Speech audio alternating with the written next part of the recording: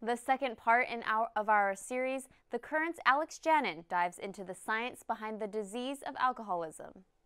Alcoholism is a family disease. USC senior Nikki Marquez knows all about that. My dad is an alcoholic. Well, he is, but he doesn't think he is. And the consequences of that fact have taken a toll on Marquez and her family. He went to rehab a few times. He got kicked out of the house a few times. My sister has flat out asked my dad to pick her over drinking, and he said no. My mom finally had enough my junior year of college, which was last year. So she filed for divorce. And because alcoholism is a genetic disease, she worries about her own drinking. I question myself a lot about whether or not I should be drinking. Sometimes I just won't. But not everyone sees it as a disease. They see it as bad behavior. But it can become a serious problem. It doesn't mean it's not alcoholism. It doesn't mean that it doesn't hurt your body. It doesn't mean that it's not dangerous. If you weren't able to stop drinking, or if you weren't able to stop using, you were considered weak-willed. Nicholas Verterick works with Claire, an organization that provides recovery programs for those with substance abuse disorders.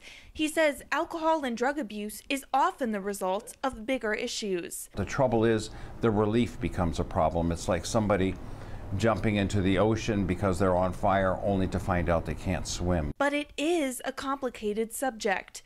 The new Diagnostic and Statistical Manual of Mental Disorders doesn't recognize the term addiction. They have substance use disorder as a behavioral health disorder, and it goes on a spectrum from mild or moderate to severe. But classifying the problem doesn't always remove the stigma. It does affect your brain. It affects the way that your brain responds to rewards. Modern science shows us that the brain isn't fully developed until about age 25. Heavy drinking can cause the frontal lobes of the brain to shrink, which impairs thinking skills. Sadly, these young brains belong to some of the heaviest drinkers, college students. About 40% of college students are heavy drinkers. And it's not just college students who are at risk. When USC head coach Steve Sarkisian was fired recently, no one wanted to say the words, alcohol abuse. He is not healthy. I asked him to take an indefinite leave of absence. Not healthy is putting it lightly. The drugs and alcohol go to the very control centers that tell you, you've probably had enough. And it starts working on those control centers so that there is no enough. No enough, a thought that haunts Marquez. When I choose to drink, I think about it, is this an appropriate time to be drinking?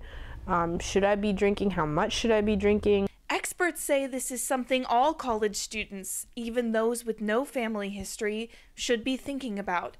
Alex Janin, ATVN.